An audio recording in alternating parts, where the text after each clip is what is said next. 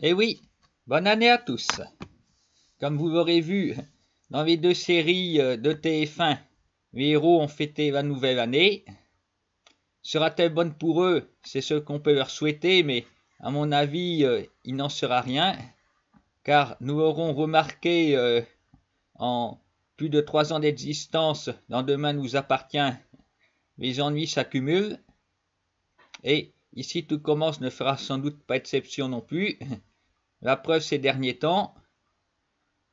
La vérité, c'est que les années ne sont pas bonnes, elles sont en général mouvementées, avec des moments de joie et des moments de peine. C'est ça aussi qui fait tout l'intérêt de ces feuilletons. C'est parti pour le résumé de Demain nous appartient. Alors, comme nous le savions, Rémi a été démasqué par la police et il s'est retrouvé en prison. Et, logiquement, c'est bel et bien dans la cellule de Thomas Delcourt qu'il se retrouve. Quelque chose que les fans attendaient depuis longtemps. Ah oui. Rémi s'est fait passer pour Thomas pour lui piquer Soraya, ce qu'il aura fini par faire ensuite. C'est bien rigolo de les retrouver tous les deux ensemble. Et là, ça n'a pas duré, puisque Soraya a réussi à décrypter le dossier de Victor Brunet et à le faire chanter. Alors, avec l'aide de Virginie, qui a trouvé un vice de procédure. Merci Georges. Et ben voilà, Rémi a pu être libéré. Et il n'est pas resté à 7, puisque toujours avec l'aide de Victor, il a quitté le pays. Ce dernier n'avait normalement pas le choix, puisque son dossier est très compromettant pour lui ainsi que pour Flore, leur but étant de raser l'hôpital. Nous comprenons enfin pourquoi il a voulu que Flore en devienne la directrice. Il avait bel et bien un projet pour cet établissement, qui a fait beaucoup pour lui et son fils, mais bon, Victor ne s'embarrasse pas de morale. Mais Soraya aura quand même trahi, puisqu'elle va révéler la vérité à Lou, et cette dernière en a parlé à Karim. Alors, voilà Victor qui se fait arrêter, et qu'est-ce que ça va donner la semaine prochaine?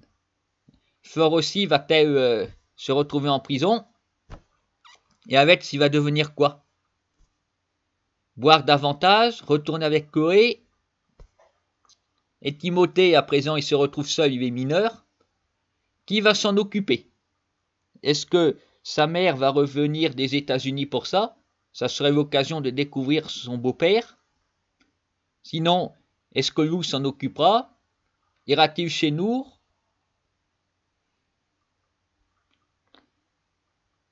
Les Delcourt sont plus famille d'accueil. Les Moreno le sont, mais normalement ils sont au complet. Nous verrons bien.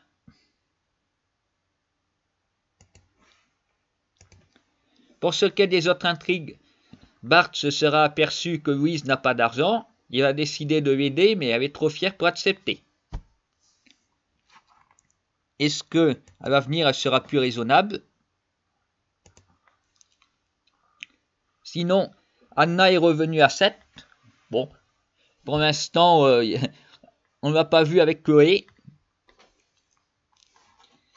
ni avec Céleste. Elle n'a pas l'air pressée de découvrir sa nièce.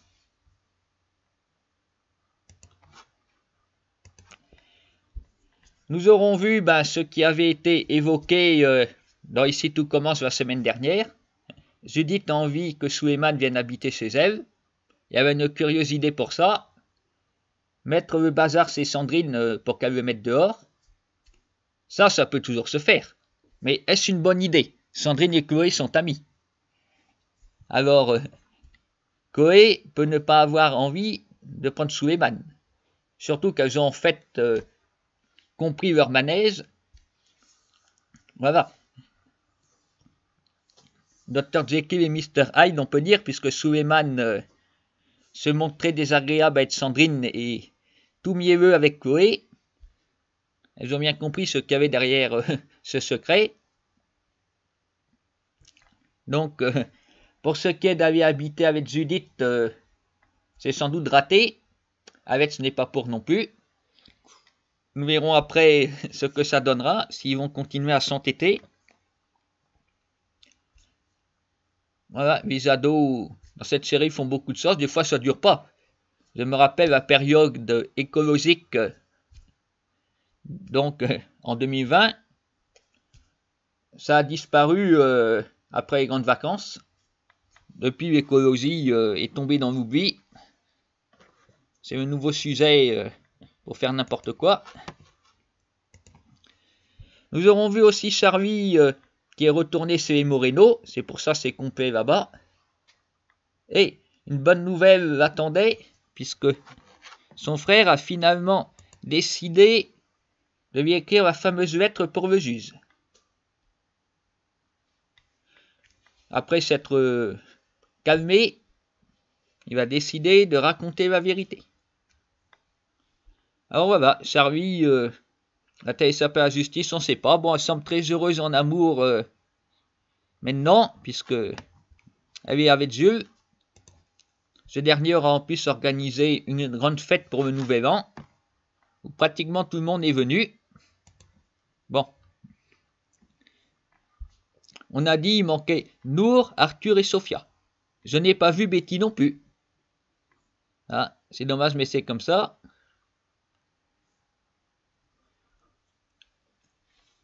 Après, oui, nous aurons vu Gabriel toujours amoureux de Charlie, sauf que c'est loupé. L'un des rares contents de m'avoir dans cette soirée. Mais bon, Charlie n'avait pas l'air très attristé de ça. Et sinon, nous aurons vu, Franck et Anne-Marie ont décidé d'officialiser leur relation. Alors évidemment, ça ne plaît pas à Sandrine, on la comprend. Et notre surprise de taille l'attendait en avant jusqu'à chez Franck, puisqu'il était en train de mettre un corps à l'arrière de sa voiture. Donc, c'est certainement un cadavre. Mais qui? Est-ce que c'est Anne-Marie qui va tuer? Ah, donc, certainement la nouvelle intrigue, puisque celle sur le cambriolage se termine. Il y aura sans doute évidemment des révélations la semaine prochaine. Et après, est-ce que c'est Anne-Marie qui est morte? Sandrine ne se sera pas réconciliée avec sa mère alors? Nous verrons bien. Voici pour le résumé de la semaine de Demain nous appartient. Nous allons maintenant passer à Ici tout commence, où là, l'année, la fin d'année est assez mouvementée. Voilà, des moments de joie, mais ça ne dure pas. Non, la plupart des personnages dans la série, voilà, ils sont plus préoccupés par leurs propres problèmes, ils sont prêts à poignarder les autres. Voilà. C'est la différence, cette Demain nous appartient, où il y a comme des clans, tandis que là, ils sont plus en train de s'opposer, il n'y a pas d'union du tout. Avec aussi un nouveau personnage que nous aurons enfin aperçu. C'est parti pour le résumé en images. Alors, voilà, la semaine dernière, Noémie et son équipe se sont bien débrouillés de la bûche de Noël. Du coup, pour les récompenser, Clotilde leur a demandé de s'occuper des desserts. Bon, après, il faudra que Mehdi soit assez disponible pour ça, parce que ses ennuis de santé ne sont pas terminés. Auguste nous a quittés. Mehdi, apparemment, n'en a plus pour très longtemps non plus s'il n'est pas soigné. Réussira-t-il à inventer son dessert avant qu'il ne soit trop tard? Puisque c'est Clotilde qui va diriger l'institut, Rose a décidé de partir. On la comprend. Bien que Clotilde a du mal à rassembler des gens autour d'elle, puisque son mari n'a pas envie d'assumer les fonctions à la place d'Antoine, alors Clotilde hésite, elle veut finalement que Rose reste. Mais voilà, un nouveau coup de théâtre intervient, puisqu'elle découvre le fameux testament d'Auguste. Bon, un testament dont la signature a été imitée par lui. Alors, c'est assez clair ce qui a écrit dessus, il me révèle, comme vous le voyez, que Louis est son fils. Voilà, à la télé on ne pouvait pas, mais il suffit de faire un arrêt sur image, faire une impression écran. Voilà, très bien ce qui est écrit sur la lettre.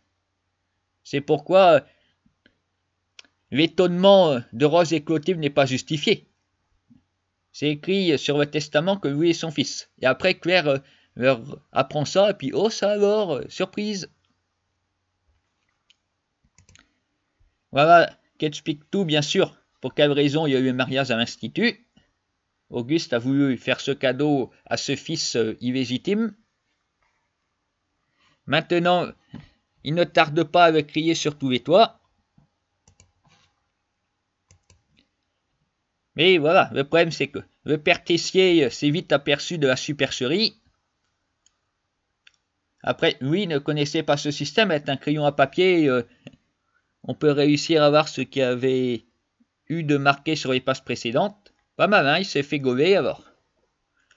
Comme c'est Claire qui assure l'intérim en attendant que Louis dirige l'Institut, elle n'a pas eu d'autre choix que de reprendre Tessier. Bon, Noémie est toujours là pour l'instant. Je lui conseille de rester, parce qu'elle pourra mieux mettre des bâtons dans les roues de Tessier si elle est présente pour voir ce qu'il fait.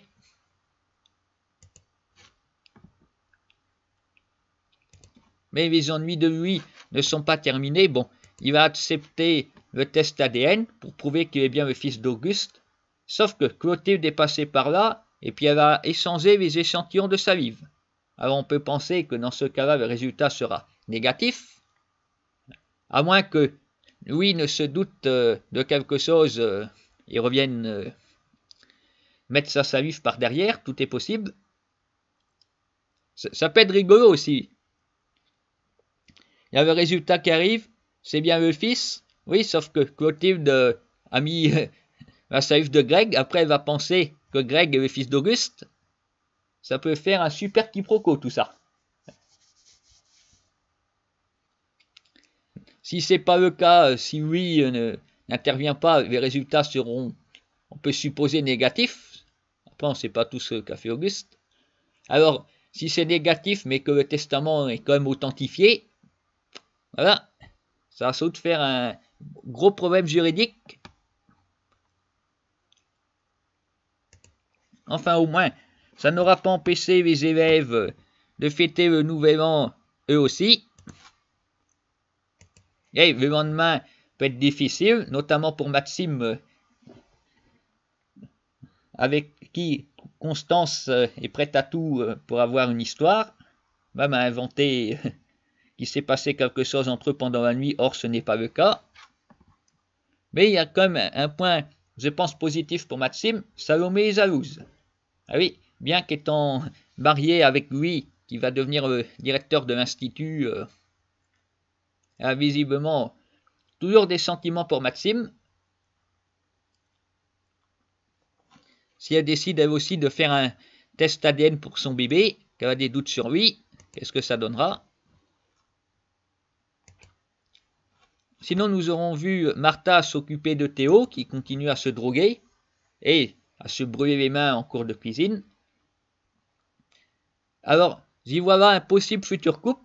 Martha avec le frère de sa meilleure amie, après avoir repoussé les avances du père. Ça, ce serait vraiment très marrant, d'autant que Tessier serait bien capable de faire payer davantage à son fils.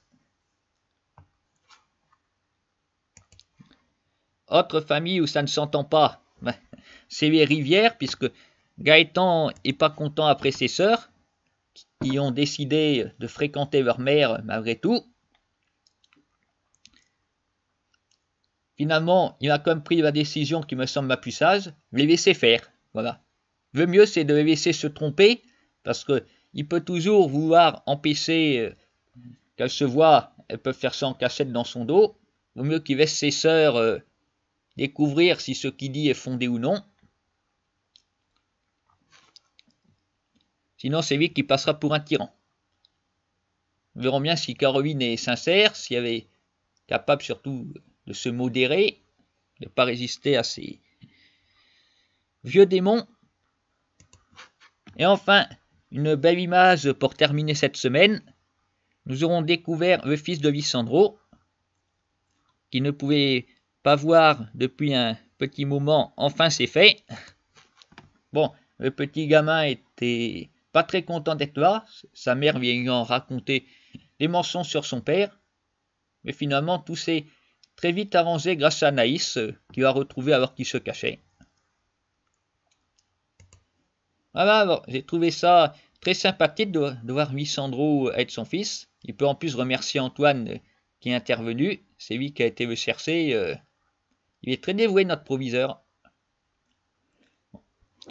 Je vous souhaite à tous de passer une bonne semaine et je vous donne rendez-vous le week-end prochain pour une nouvelle analyse de nos 2 séries préférées.